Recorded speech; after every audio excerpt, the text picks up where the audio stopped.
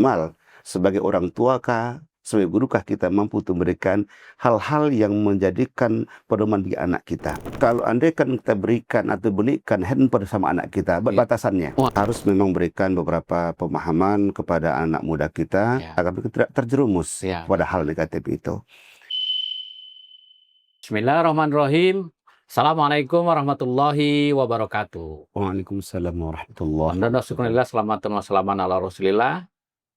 Sobat Literasi, jumpa lagi pada podcast Ngobrol Pintar Perpustakaan UIN Sumatera Utara Medan.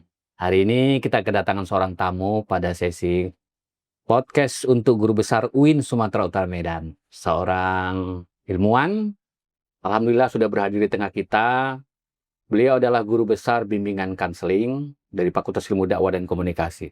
Hadir di tengah-tengah kita, Profesor Dr. Haji Lahmudin Lubis, MED Master Education.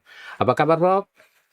Alhamdulillah sehat. Alhamdulillahirrahmanirrahim. Makasih, Prof, sudah hadir di podcast Ngobrol Pintar Perpustakaan UIN Sumatera Utara Medan. Sama-sama. Alhamdulillah, Prof. Begini, Prof, kita di Ngobrol Pintar ini ingin memperkaya khasanah ya tentang guru-guru besar, tentang ilmuwan, dan memperkaya literasi lah ya untuk saudara-saudara kita, khususnya generasi muda. Kami tahu bahwa Profesor adalah seorang guru besar tentang bimbingan kanseling. Saya pikir ilmu bimbingan kanseling ini begitu penting bagi kita. Untuk itu, seorang Profesor Lahmudin, kami ingin tahu lebih dalam, lebih jauh sejarahnya Profesor. Dari mana dulu? Dari SD, SMP, Sanawiyah, Aliyah, dari kota ke kota. Kok bisa sampai menjadi seorang guru besar? Bisa diceritain, Prof, kisah-kisah awalnya. Ini penting bagi kami, Prof. Silakan, Prof. Baik, terima kasih, Sobat Literasi. Memang suatu perjalanan cukup panjang ya, cukup panjang sekali. Kalau tadi kita mulai dari kampung halaman di ujung Gading, Sumatera Barat. Saya kan mulai pendidikan itu mulai dari SD di ujung Gading Pasaman Barat, Sanawiyah dan Aliyah, tamat tahun 80. Dan setelah tamat Aliyah tahun 80, saya melanjutkan pendidikan. Waktu itu masih ada istilahnya dengan sarjana muda. Saya berangkat dari kampung menuju Padang Sidempuan untuk melanjutkan pendidikan tingkat sarjana muda.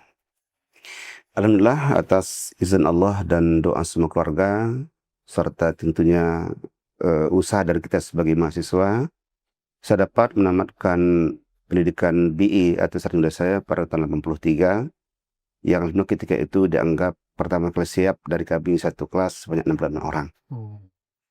Dan setelah tamat tahun 83, yang ketika itu kita masih bergabung dengan YIN Sumatera Utara, artinya belum terpisah seperti saat ini gitu ya. Jadi saya melanjutkan pendidikan ke tingkat doktoral, itu istilahnya pada waktu itu doktoral untuk 2 tahun, pada tahun 84 sampai 86 untuk kuliah kelasnya, atau 4 semester di IN Sumatera Utara Medan. Sudah di Medan itu, Prof? Udah tahun 84 di Medan. 84 Iya, jadi 83 di Sidempuan, sarjana muda.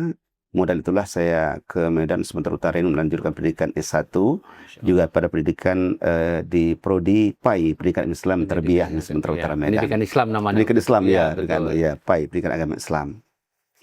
Nah, alhamdulillah pada waktu di Medan Sumatera Utara ini, ya saya tentunya sebagai mahasiswa di IAIN, juga saya tentunya sebagai orang yang bekerja sambil mandiri, artinya tidak semua dana dari kampung, terpaksalah kesana kemari, termasuk mengajar di SMP Rahman Harapan yang ada di Jalan Sakti Lubis Medan ketika itu, mulai tahun 85, dan kemudian sampai menjadi kepala sekolah sekitar 3 tahun, mulai 87 sampai 89. Itu masih kuliah? Masih kuliah saya. Masih kuliah sudah mengajar?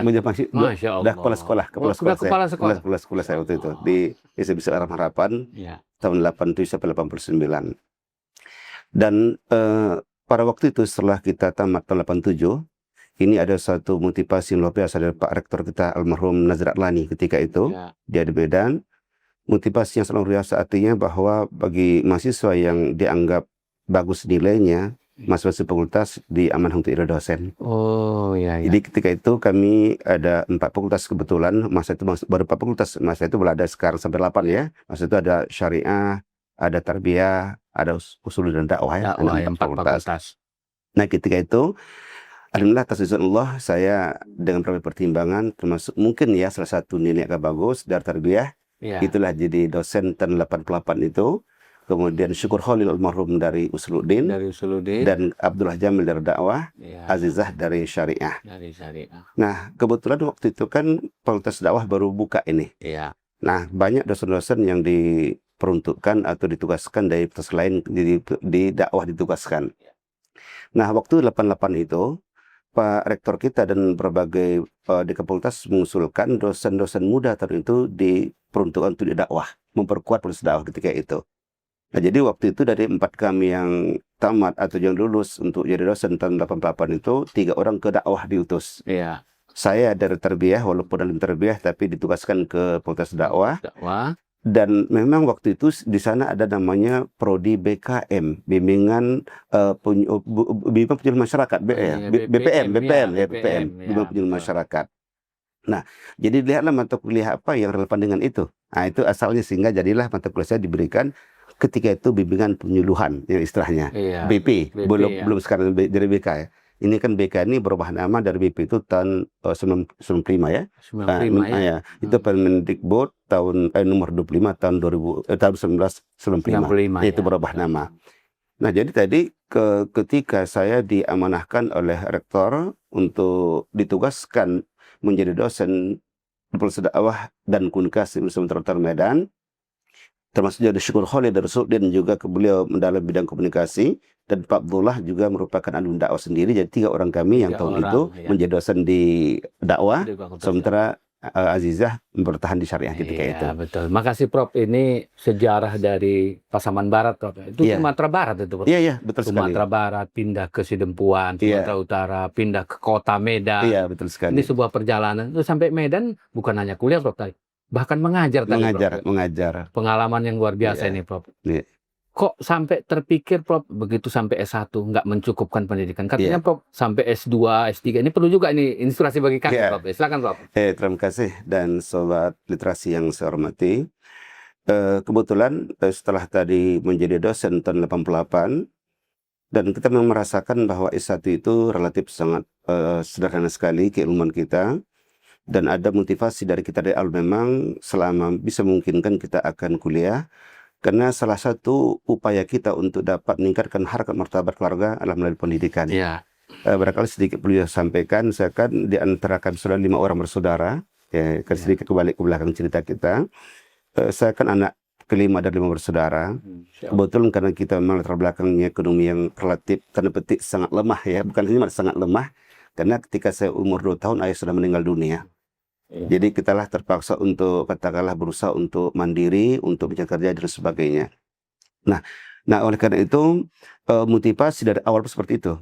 Karena kita yakin salah satu yang mampu meningkatkan harkat martabat keluarga itu adalah melalui pendidikan. Dengan pendidikan, betul. Nah, karena kebetulan waktu itu abang saya paling tua baru kelas 2 SD, sekolah teknik, berusia 14 tahun. Waktu itulah paling tua, saya 2 tahun paling kecil, karena 5 saudara tadi. Nah, saya merasa bahwa kakak dan abang saya tidak bisa kuliah apapun karena keadaan ekonomi yang sangat terbatas waktu itu. Nah, jadi sayalah berpikir waktu itu bagaimana menjadi orang berhasil, ya tentunya sesuai dengan kemampuan kita dan tidak terlepas dari hidayah Allah Subhanahu wa taala. Nah, jadi tadi ketika sudah mengajar lebih kurang 8 tahun di YIN, waktu itu masih YIN namanya waktu itu. Tahun 96 saya beranikan diri untuk melanjutkan pendidikan S2 di USM. Nah, ini perlu nih Prof ceritanya gimana USM ya? S2 ya. S2 waktu saya berangkat tahun 96. Nah, walaupun ketika itu memang tidak ada beasiswa dari YIN ya atau dari masih YIN itu ya, belum ada beasiswa. Tapi saya kebetulan aktif sebagai penceramah di PTP3. Iya. Nah, kebetulan PTP kita sudah menyarankan kepada kami semua, ada 4 orang kami biaya itu, jika mau kuliah S2, S3 silakan. PTP3 ini pribadi Pak Joharuddin sebagai direktur utama, Pak Joharuddin, dia akan memberikan biaya. Yang ketika itu kami berikan biaya lebih kurang 3.000 US per tahun. 3.000 US per tahun. Masya Allah, memang kalau dari rezeki Prof. Alhamdulillah, betul lebih kurang ya. S2 di Malaysia itu program studinya atau jurusannya? Saya ambil di prodi bimbingan konseling. Bimbingan konseling. Nah, itu artinya sesuai dengan mata kuliah yang saya pilih atau yang merupakan oleh rektor ketika saya Kampus mana itu, Bro? Di Pulau Pinang, Malaysia. Pulau Pinang, di Pulau USM. Pinang. ah. USM. USM, Oh, USM. USM, ya, USM. Universitas Sains. Sains Malaysia. Ya, betul. Nah, jadi waktu itu berangkat 96, alhamdulillah atas izin Allah yang Maha Kuasa dan juga tentunya dari semua doa keluarga, orang tua dan saudara yang lainnya. Satu usaha dari kita sebagai mahasiswa, saya juga merupakan tercepat selesai S2 saya. Alhamdulillah. Saya dapat penghargaan dari dekan ketika itu sebagai magister tercepat. Magister tercepat. Iya, setahun 7 bulan, Masya Allah. Setahun 7 bulan. 1 tahun 7 bulan, iya. Padahal itu di luar negeri, Bro. Iya, di luar negeri. Bukan di negeri sendiri. Iya, alhamdulillah waktu Masya itu Allah. kata dekan hampir belum pernah. Biasanya 2 tahun setengah atau 2 tahun paling cepat. Seorang Lamuddin Lubis yang dari Pasaman bisa mendobrak itu, Bos. Insya Allah. 1 tahun 7 bulan. Iya, Bro. iya, Insya Masya Allah. Allah. Atas izin Allah Subhanahu wa Ta'ala. Baru lanjut S3-nya. Ya. Nah, setelah pulang ke Medan, saya tentu melapor ke rektor yang ketika itu rektor kita Pak almarhum Profesor Dr. Yakub Matondang Yakub Matondang. ketika itu. Jadi saya melapor pada beliau apakah berikan izin kembali untuk melanjutkan program S3. Kata beliau silakan, dan bahkan itu sangat mendukung, kami mendukung bahkan untuk meningkatkan nama IAIN kita ke depan. Alhamdulillah atas izin Allah tadi saya berangkat kembali tahun 99 dan akhirnya kuliah di tempat yang sama, prodi yang sama, Iya. bahkan promotor yang sama. Oh, promotor Yang sama waktu Iya. S2 saya kembali dapat menyelesaikan pendidikan S3 saya PhD. Iya. PhD itu tahun 2002. Yang alhamdulillah kembali ini atas izin Allah tidak ada sedikit pernilai kesombongan lainnya, tapi izin Allah semua ini saya juga merupakan dokter tercepat. Dokter tercepat. 2 tahun 10 bulan. 2 tahun 10 bulan saya dokter, kajian penghargaan dari dekan sebagai dokter tercepat di Masya PSM Malaysia. Berarti kalau ada S4 mungkin lebih cepat lagi. Insya Allah, insya Allah. Iya, Masya Ya Allah.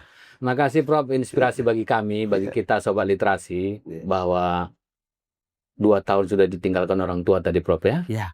Dari Pasaman Barat sampai ke Padang Sidempuan, ke kota Medan. Ternyata tidak memuaskan diri. Ilmu itu terus dicari, membuktikan seorang Profesor Lamuddin Lubis bisa menaklukkan USM dengan menjadi magister tercepat, bahkan dokter tercepat mendapat penghargaan. Ini sebuah hal yang luar biasa. Ini kerasi bagi kita. Tapi ada satu hal yang perlu kita dalami lebih jauh, bahwa profesor ini adalah ahli dalam bimbingan konseling. Kita ingin tahu lebih jauh apa itu sebenarnya bimbingan konseling. Sebagai seorang akademisi, profesor ini sudah sekian tahun mendalami, expert pada bidangnya, mungkin sudah seminar kemana-mana. Kita ingin tahu ya, Prof. Kita Iya. ingin tahu nih, Prof. Apa Iya. sebenarnya bimbingan konseling ini, Prof? Iya. Silakan, Prof. Baik, sobat literasi yang saya muliakan dan saya hormati. Bimbingan konseling kalau terlihat segi dua suku kata, itu bimbingan, guidance, Iya. yang kedua adalah konseling. Nah, guidance itu adalah pada tataran yang namanya masih preventif. Artinya jika seorang guru atau seorang dosen memberikan arahan, bimbingan dan tunjuk pada seorang atau kepada muridnya dikatakan bimbingan. Nah, bimbingan itu masih berorientasi pada preventif atau memberikan warning aba-aba agar Iya. seorang tidak punya masalah. Oh, Itu gitu. ranahnya guidance atau bimbingan. Guidance ya. Sedang konseling itu adalah ini suatu upaya yang dilakukan oleh seorang guru BK atau konselor untuk mengatasi permasalahan klien atau siswa. Jadi kalau tadi guidance itu berorientasi kepada preventifnya, sedangkan konseling itu sangat berorientasi kepada problem solving atau penyelesaian masalah. Iya. Ini secara sederhana pengertian kedua ini. Iya. Nah, tetapi dalam suatu profesi ini sudah memang dipisahkan. Gini satu gabungan, satu kesatuan sulit dipisahkan, tetapi memang tetap ada saja sisi perbedaan ya. Nah, jadi dalam perkembangan terkini, konseling sangat diperlukan oleh masyarakat, oleh dunia kerja, termasuk dalam dunia pendidikan kita. Iya, oke. Nah, Iya, Prof. Terima kasih. Sedikit gambaran sama kami bahwa bimbingan konseling itu rupanya persoalan proses. ya, Sebelum terjadi kejadian, ya, maka bimbingan itu preventif tadi, Prof. ya, Ya? ya, Setelah itu baru konseling ya, untuk mengatasi tadi, Prof. Iya. Aduh. Sebenarnya keilmuan kita tentang bimbingan konseling ini mungkin banyak diterapkan di buru-buru, Prof. ya, betul sekali. Mungkin Prof bisa uraikan juga atau memberi penjelasan lah kepada kita. Kira-kira kalau seorang guru atau seorang pendidik atau pendai atau siapa saja, kira-kira yang perlu dilakukan untuk bimbingan konseling itu bagaimana kira-kira, Prof? Iya. Ya. Saya ingin bicara dari dua hal ini. Pertama dari segi mekanisme prosedur formal dulu ya. Nah, memang kalau untuk menjadi guru BK secara formal itu atau profesional itu kan diatur di Ya. Permendiknas nomor 27 tahun 2008. Oke. Nah, Permen itu ternyata Seseorang baru dikatakan guru BK jika dia melalui pendidikan S1-nya sarjana bimbingan konseling.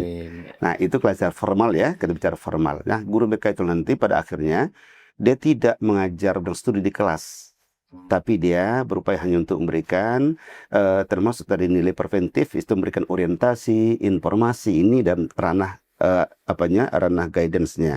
Sedangkan nanti ranah counselingnya ketika anak ada bermasalah, pokoknya anak sering terlambat, anak barangkali berantem dengan kawannya, anak mungkin pacaran di kelas, anak merokok, ini kan permasalahan ini. Nah, itulah yang dikatakan ranah counseling tadi itu.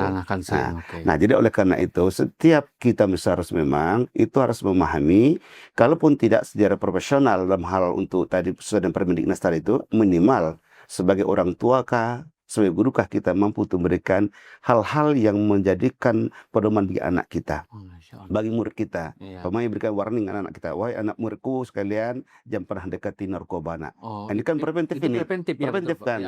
Anak kita belum pernah menggunakan tadi, tapi berikan arahan mana anak kita. Pemilik sekolah ya, pemilik kita mengajar di sekolah.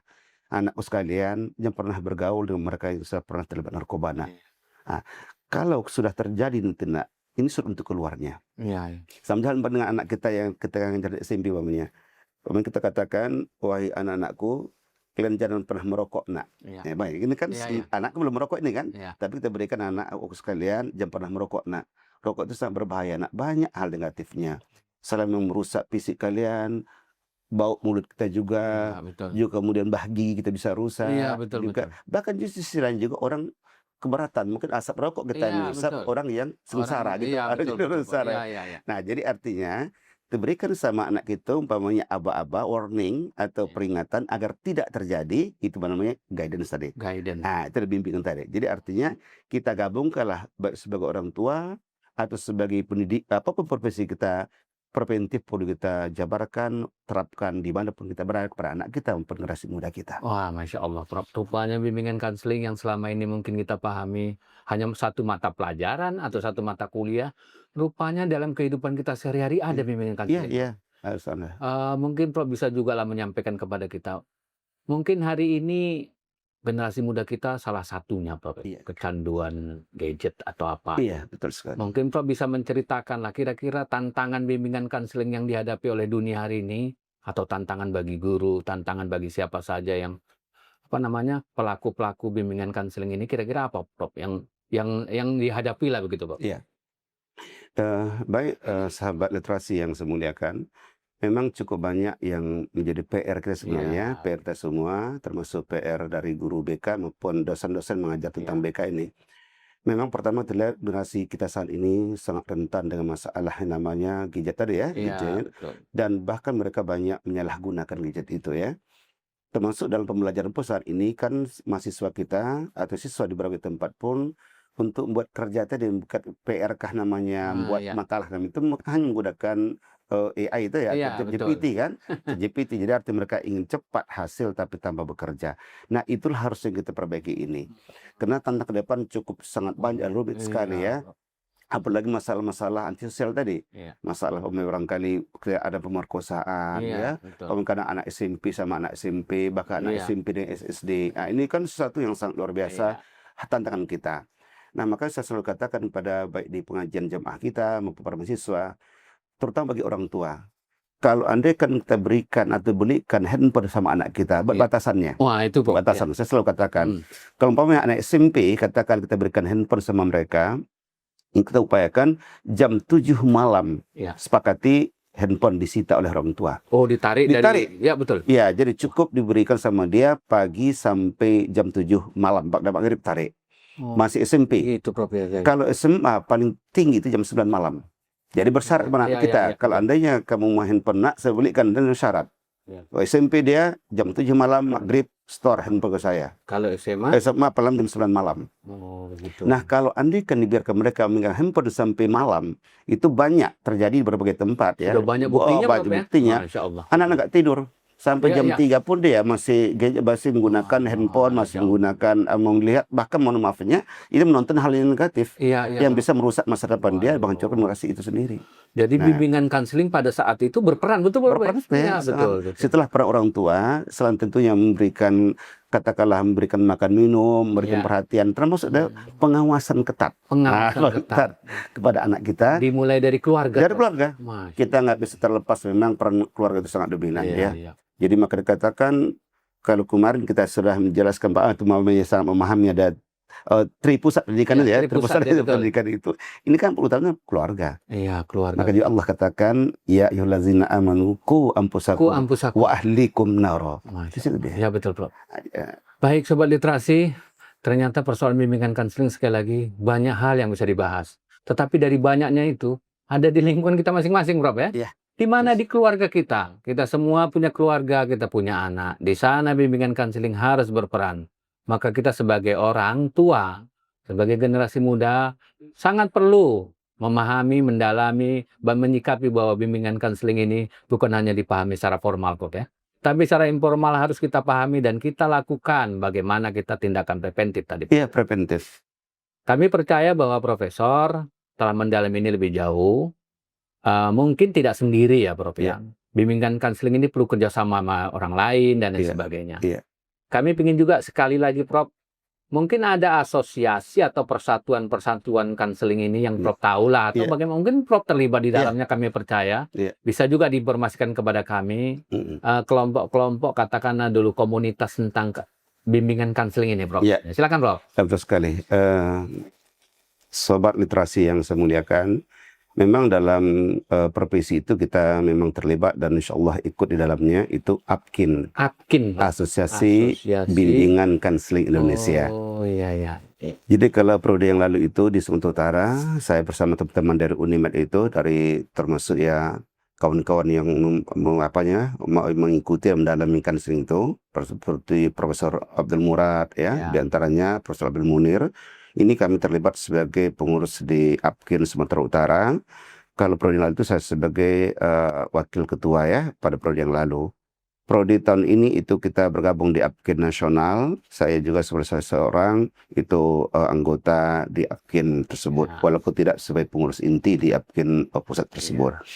Nah, dalam hal ini tentunya kita melalui APKIN ini banyak informasi, banyak pengetahuan yang kita peroleh.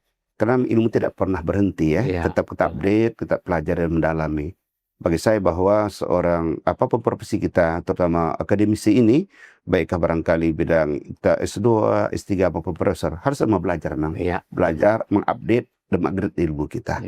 Nah, jadi menurut hemat saya bahwa dalam asosiasi ini kita selain memang ada kerjasama, saling mengenal, tapi lebih jauh dari itu adalah bagaimana mendalami konseling dan artinya sesungguhnya. Iya, makasih Prof. Kita sudah ngulik ya, toh mendalami lebih jauh dari seorang Profesor Lahamuddin. Beliau telah mendalami bagaimana bimbingan konseling itu diterapkan dalam dirinya, dalam keluarga, rumah tangga, kemudian di kampus, bahkan di asosiasi. Ini adalah bagian dari memang seorang akademisi itu bukan hanya bicara sendiri, tapi mempraktekannya dan menjadi komunitas global. Kan begitu, Prof? Ya, insya Allah. Ya. Alhamdulillah, kita sudah mulai pada penghujung acara ini. Bagian terakhir yang penting bagi kita ini, Prof. Silakan, Prof. Ini kami yang anak-anak muda ini, mahasiswa, generasi muda, mungkin ada yang perlu Prof sarankan kepada kami bagaimana bimbingan konseling ini bisa kami terapkan. Mungkin Prof bisa sebagai seorang senior bisa menyampaikan pesan-pesan kepada kami. Silakan, Prof. Ya, terima kasih Sobat Literasi yang saya muliakan. Seperti tadi kita katakan bahwa tantangan ke depan cukup banyak dan kompleks. Ya, karena itulah kita semua terutama dalam bimbingan konseling ini, baik itu guru BK di sekolah maupun konselor, harus memang berikan beberapa pemahaman kepada anak muda kita agar mereka tidak terjerumus pada hal negatif itu.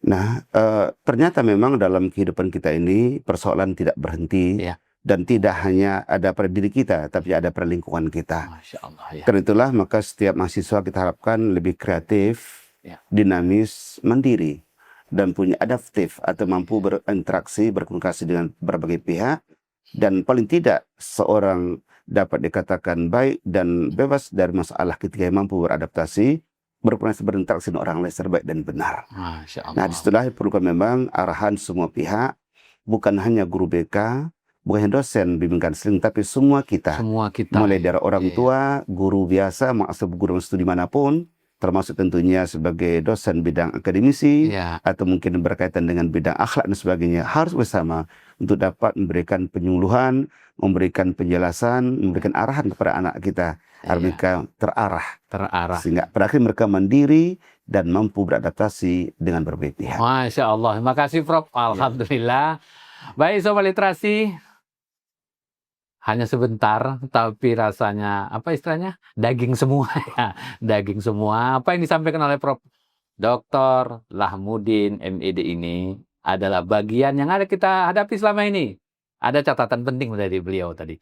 Katanya masalah itu tidak akan ada habisnya. Dan bimbingan konseling adalah salah satu jawaban untuk masalah tersebut. Kita percaya apa yang disampaikan oleh beliau tadi bisa menjadi terapi dan bisa kita jadikan tips bagaimana menghadapi atau mengarungi kehidupan ini. Seorang Profesor Lahmudin telah memberikannya kepada kita. Dan ucapkan terima kasih Prof. Ya, sama-sama. Insya Allah mudah-mudahan Prof tidak bosan datang ke podcast kita. Insya Allah. Lain waktu akan kita undang lagi Prof. Siap, insya Allah. Siap, Memang siap. buku keilmuan bimbingan konseling ini banyak, dan Prof Lahmudin ini salah satu, bukan salah satu ya. Ini sebagian dari karya beliau. Ya. Tentang bimbingan konseling, dan nanti kalau mau lebih jauh kita bisa langsung menjumpai Prof Lahmudin yang sehari-hari di Fakultas Ilmu Dakwah dan Komunikasi. Juga di tarbiyah. Dan juga Iya. di Fakultas Ilmu Tarbiyah dan Keguruan. Beliau adalah guru besar UIN Sumatera Utara Medan. Terima kasih sekali lagi Prof. Ya, sama-sama. Baik Sobat Literasi, demikian acara kita untuk podcast sesi guru besar. Kita akan jumpa pada podcast berikutnya. Jangan lupa follow dan subscribe, like di Instagram kami, Ngobrol Pintar Perpustakaan UIN Sumatera Utara Medan. Terima kasih dari saya, Mardianto. Assalamualaikum warahmatullahi wabarakatuh. Waalaikumsalam warahmatullahi wabarakatuh. Terima kasih Prof. Sama-sama. Alhamdulillah. Alhamdulillah.